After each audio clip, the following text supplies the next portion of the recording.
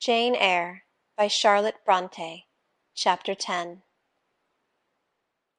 Hitherto I have recorded in detail the events of my insignificant existence. To the first 10 years of my life I have given almost as many chapters. But this is not to be a regular autobiography.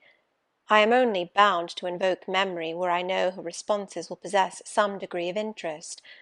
Therefore I now pass a space of 8 years almost in silence. A few lines only are necessary to keep up the links of connection.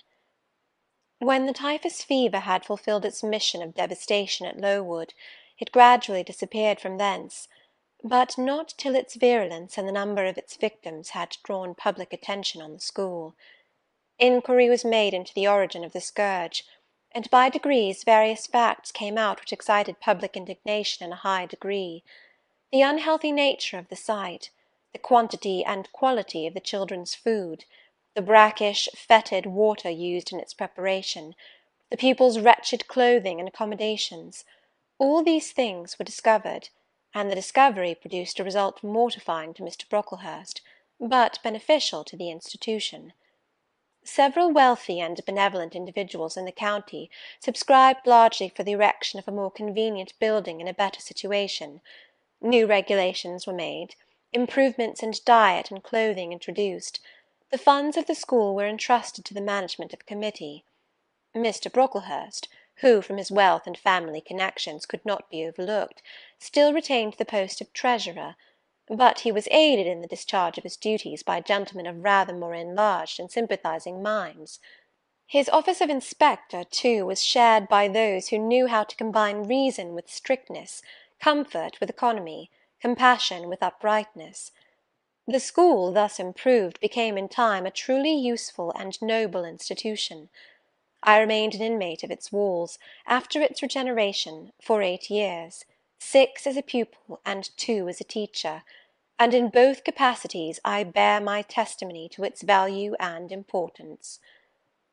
During those 8 years my life was uniform, but not unhappy, because it was not inactive. I had the means of an excellent education placed within my reach, a fondness for some of my studies, and a desire to excel in all, together with a great delight in pleasing my teachers, especially such as I loved, urged me on. I availed myself fully of the advantages offered me. In time I rose to be the first girl of the first class. Then I was invested with the office of teacher, which I discharged with zeal for 2 years. But at the end of that time I altered. Miss Temple, through all changes, had thus far continued superintendent of the seminary.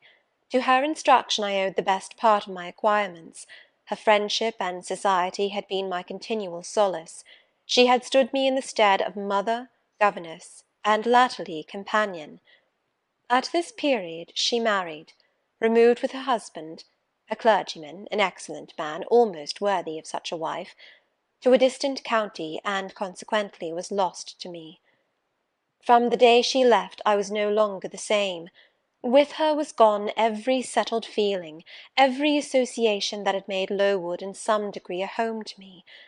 I had imbibed from her something of her nature and much of her habits. More harmonious thoughts, what seemed better regulated feelings, had become the inmates of my mind. I had given an allegiance to duty and order. I was quiet, I believed I was content. To the eyes of others, usually even to my own, I appeared a disciplined and subdued character. But destiny, in the shape of the Reverend Mr. Nasmyth, came between me and Miss Temple. I saw her in her travelling dress step into a post-chaise, shortly after the marriage ceremony. I watched the chaise mount the hill and disappear beyond its brow, and then retired to my own room, and there spent in solitude the greatest part of the half-holiday granted in honour of the occasion. I walked about the chamber most of the time. I imagined myself only to be regretting my loss, and thinking how to repair it; but when my reflections were concluded, and I looked up and found that the afternoon was gone, and evening far advanced, another discovery dawned on me, namely, that in the interval I had undergone a transforming process, that my mind had put off all it had borrowed of Miss Temple, or rather that she had taken with her the serene atmosphere I had been breathing in her vicinity, and that now I was left in my natural element, and beginning to feel the stirring of old emotions. It did not seem as if a prop were withdrawn, but rather as if a motive were gone. It was not the power to be tranquil which had failed me, but the reason for tranquillity was no more. My world had for some years been in Lowood, my experience had been of its rules and systems. Now I remembered that the real world was wide, and that a varied field of hopes and fears, of sensations and excitements, awaited those who had courage to go forth into its expanse, to seek real knowledge of life amidst its perils. I went to my window, opened it, and looked out. There were the two wings of the building, there was the garden, there were the skirts of Lowood, there was the hilly horizon. My eye passed all other objects to rest on those most remote, the blue peaks. It was those I longed to surmount. All within their boundary of rock and heath seemed prison ground, exile limits. I traced the white road winding round the base of one mountain, and vanishing in a gorge between two. How I longed to follow it farther! I recalled the time when I had travelled that very road in a coach. I remembered descending that hill at twilight. An age seemed to have elapsed since the day which brought me first to Lowood, and I had never quitted it since. My vacations had been all spent at school. Mrs. Reed had never sent for me to Gateshead. Neither she nor any of her family had ever been to visit me. I had had no communication by letter or message with the outer world. School rules, school duties, school habits and notions, and voices and faces and phrases and costumes, and preferences and antipathies, such was what I knew of existence. And now I felt that it was not enough. I tired of the routine of 8 years in one afternoon. I desired liberty. For liberty I gasped, for liberty I uttered a prayer. It seemed scattered on the wind, then faintly blowing. I abandoned it and framed a humbler supplication, for change, stimulus. That petition, too, seemed swept off into vague space. Then, cried I, half desperate, grant me at least a new servitude. Here a bell ringing the hour of supper called me downstairs. I was not free to resume the interrupted chain of my reflections till bedtime. Even then, a teacher who occupied the same room with me kept me from the subject to which I longed to recur, by a prolonged effusion of small talk. How I wished sleep would silence her! It seemed as if, could I but go back to the idea which had last entered my mind as I stood by the window, some inventive suggestion would rise for my relief. Miss Gryce snored at last. She was a heavy Welshwoman, and till now her habitual nasal strains had never been regarded by me in any other light than as a nuisance. To-night I hailed the first deep notes with satisfaction. I was debarrassed of interruption. My half-effaced thought instantly revived. A new servitude. There is something in that, I soliloquized. Mentally, be it understood, I did not talk aloud. I know there is, because it does not sound too sweet. It is not like such words as liberty, excitement, enjoyment. Delightful sounds, truly, but no more than sounds for me, and so hollow and fleeting that it is mere waste of time to listen to them. But servitude, that must be matter of fact. Any one may serve. I have served here 8 years. Now all I want is to serve elsewhere. Can I not get so much of my own will? Is not the thing feasible? Yes, yes, the end is not so difficult, if I had only a brain active enough to ferret out the means of attaining it. I sat up in bed by way of arousing this said brain. It was a chilly night. I covered my shoulders with a shawl, and then I proceeded to think again with all my might. What do I want? A new place, in a new house, amongst new faces, under new circumstances. I want this, because it is of no use wanting anything better. How do people do to get a new place? They apply to friends, I suppose. I have no friends. There are many others who have no friends, who must look about for themselves and be their own helpers, and what is their resource? I could not tell. Nothing answered me. I then ordered my brain to find a response, and quickly. It worked and worked faster. I felt the pulses throb in my head and temples, but for nearly an hour it worked in chaos, and no result came of its efforts.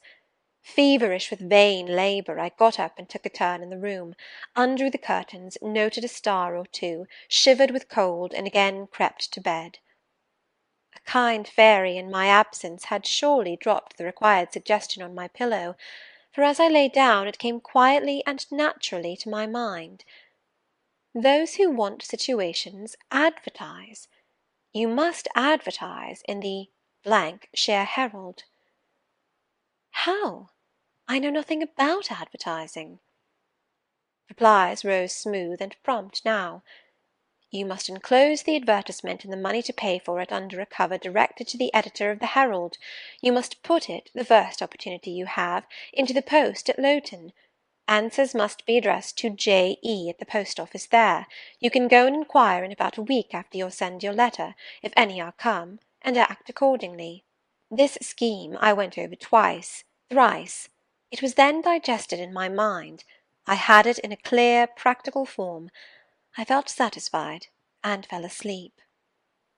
With earliest day I was up. I had my advertisement written, enclosed, and directed before the bell rang to rouse the school. It ran thus: A young lady accustomed to tuition, had I not been a teacher 2 years, is desirous of meeting with a situation in a private family where the children are under 14.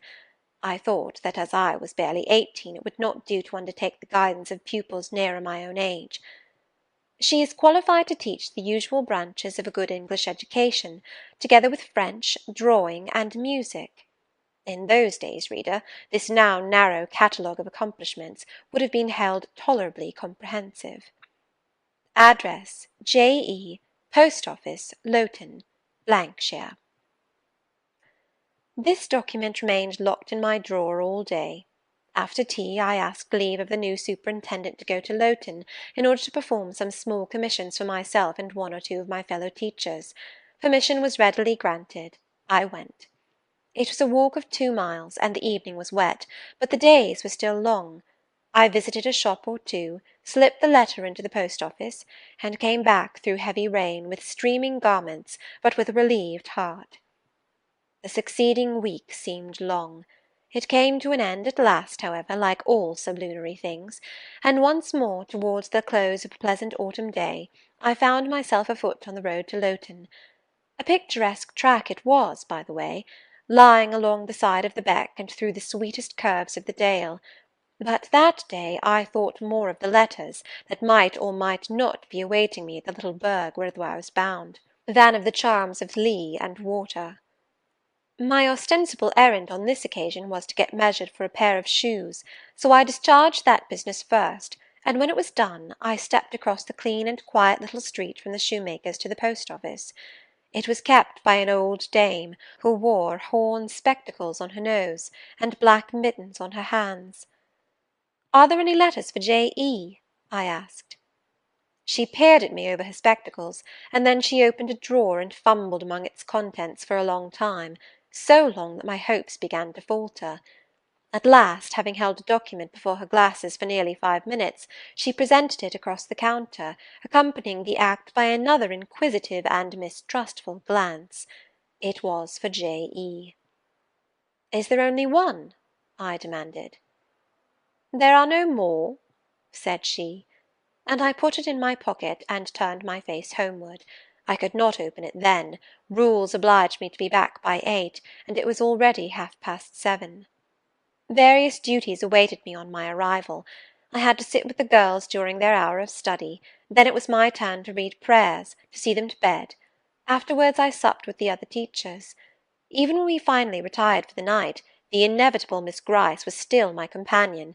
We had only a short end of a candle in our candlestick, and I dreaded lest she should talk till it was all burnt out.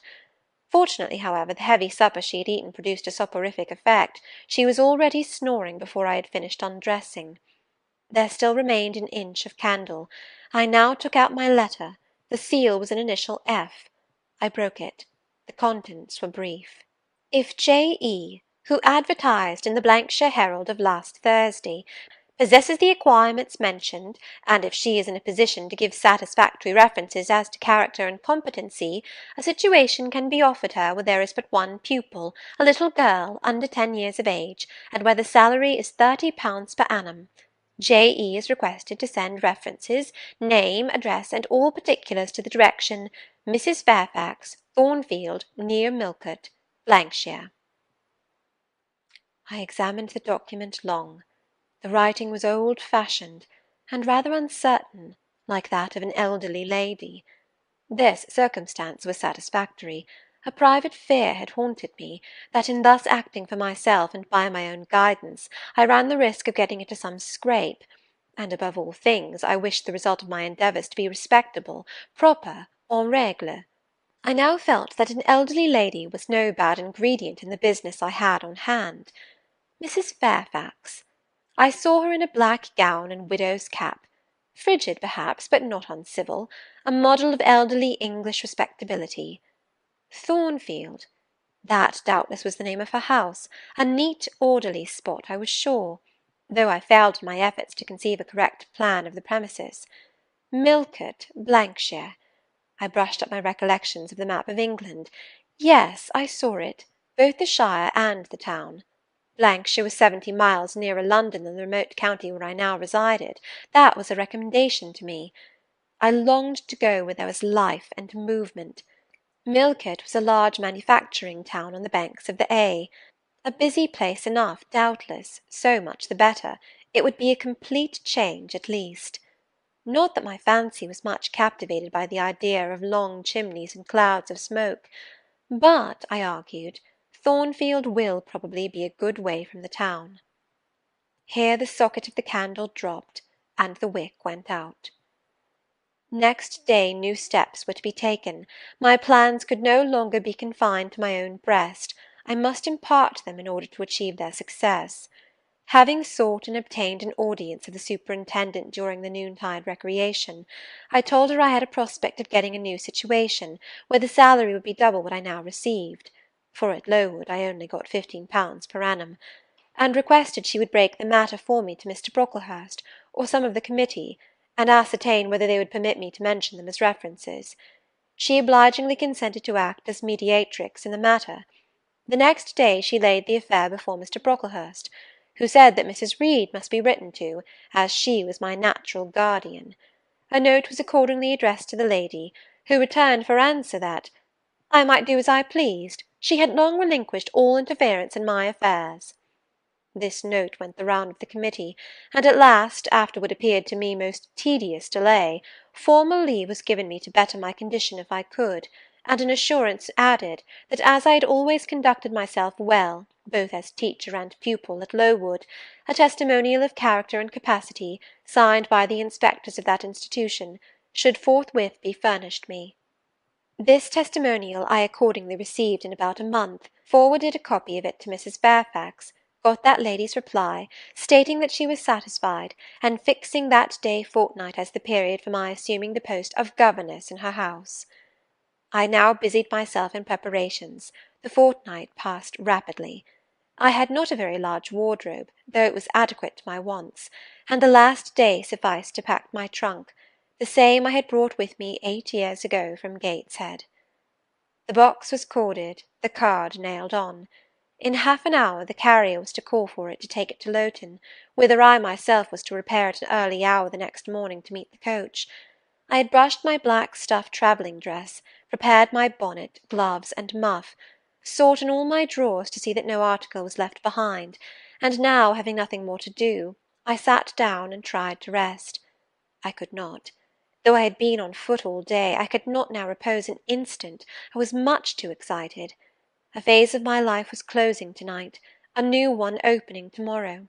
Impossible to slumber in the interval. I must watch feverishly while the change was being accomplished. "Miss," said a servant who met me in the lobby, where I was wandering like a troubled spirit, "a person below wishes to see you." The carrier, no doubt, I thought, and ran downstairs without inquiry. I was passing the back parlour or teacher's sitting-room, the door of which was half open, to go to the kitchen, when some one ran out. "It's her, I'm sure. I could have told her anywhere," cried the individual who stopped my progress and took my hand. I looked. I saw a woman attired like a well-dressed servant, matronly, yet still young, very good-looking, with black hair and eyes, and lively complexion. "Well, who is it?" she asked, in a voice and with a smile I half recognised. "You've not quite forgotten me, I think, Miss Jane." In another second I was embracing and kissing her rapturously. "Bessy! Bessy! Bessy!" That was all I said, whereat she half laughed, half cried, and we both went into the parlour. By the fire stood a little fellow of 3 years old, in plaid frock and trousers. "That is my little boy," said Bessy directly. "Then you are married, Bessy?" "Yes, nearly 5 years since, to Robert Levin, the coachman, and I've a little girl besides Bobby there, that I've christened Jane."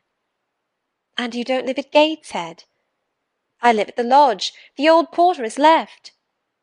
"Well, and how do they all get on? Tell me everything about them, Bessy.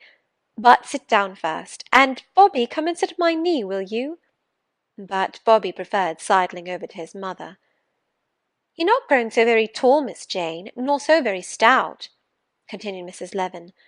"I dare say they've not kept you too well at school. Miss Reed is the head and shoulders taller than you are, and Miss Georgiana would make 2 of you in breadth."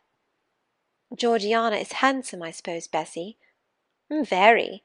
She went up to London last winter with her mamma, and there everybody admired her, and a young lord fell in love with her, but his relations were against the match, and what do you think? He and Miss Georgiana made it up to run away, but they were found out and stopped. It was Miss Reed that found them out. I believe she was envious, and now she and her sister lead a cat and dog life together. They are always quarrelling." "Well, and what of John Reed?" "Oh, he is not doing so well as his mamma could wish. He went to college, and he got plucked, I think they call it, and then his uncles wanted him to be a barrister and study the law, but he is such a dissipated young man they will never make much of him, I think." "What does he look like?" "He is very tall. Some people call him a fine-looking young man, but he has such thick lips." "And Mrs. Reed?" "Mrs. looks stout and well enough in the face, but I think she's not quite easy in her mind. Mr. John's conduct does not please her. He spends a great deal of money." "Did she send you here, Bessy?" "No, indeed. But I have long wanted to see you, and when I heard that there had been a letter from you, and that you were going to another part of the country, I thought I'd just set off and get a look at you before you were quite out of my reach." "I am afraid you are disappointed in me, Bessy." I said this laughing. I perceived that Bessy's glance, though it expressed regard, did in no shape denote admiration. "No, Miss Jane, not exactly. You are genteel enough, you look like a lady, and it is as much as I ever expected of you. You were no beauty as a child." I smiled at Bessy's frank answer. I felt that it was correct, but I confess I was not quite indifferent to its import. At 18 most people wish to please, and the conviction that they have not an exterior likely to second that desire brings anything but gratification. "I dare say you are clever, though," continued Bessy, by way of solace. "What can you do? Can you play on the piano?" "A little." There was one in the room. Bessy went and opened it, and then asked me to sit down and give her a tune. I played a waltz or two, and she was charmed. "The Miss Reeds could not play as well," said she exultingly. "I always said you would surpass them in learning. And can you draw?" "That is one of my paintings over the chimney-piece." It was a landscape in water-colours, of which I had made a present to the superintendent, in acknowledgment of her obliging mediation with the committee on my behalf, and which she had framed and glazed. "Well, that is beautiful, Miss Jane. It is as fine a picture as any Miss Reed's drawing-master could paint, let alone the young ladies themselves, who could not come near it. And have you learnt French?" "Yes, Bessy, I can both read it and speak it." "And you can work on muslin and canvas?" "I can." "Oh, you are quite a lady, Miss Jane. I knew you would be. You will get on whether your relations notice you or not. There was something I wanted to ask you. Have you ever heard anything from your father's kinsfolk, the Eyres?" "Never in my life." "Well, you know Missus always said they were poor and quite despicable.